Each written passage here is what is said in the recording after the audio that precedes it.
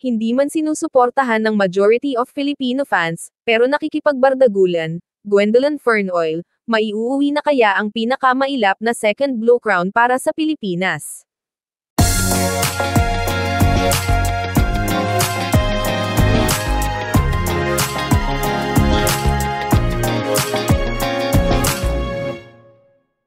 Hindi man sinusuportahan ng majority of Filipino fans si Gwendolyn Fernoil ay talaga namang nakikipagbardagulan siya sa 111 pang mga kapwa candidate sa 71st Miss World na kasalukuyang ginaganap ngayon, at sa mga nagdaang fast track na gaya ng sports, top model, talent, at pasok din siya sa top ng head-to-head challenge. Hindi man nagustuhan ng mga judges ang kanyang Beauty with a Purpose project, patuloy na ipinapakita ni Gwen ang best niya, at kitang-kita naman na in-enjoy niya ang moment niya sa India dahil mapapansin na sobrang glowing siya doon, at bagay na bagay talaga sa kanya ang mga wardrobe niya. Kung ang mga past winners ang pagbabasehan ay hindi rin naman mga top rankang sa fast tracks ang pinipili ng judges, kundi kung sino talaga ang aangat sa finals.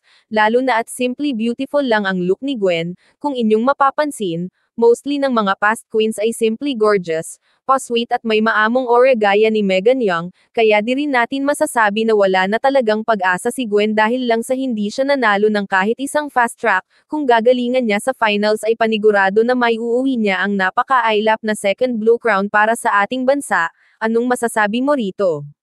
Please comment down below, please like and subscribe, thank you.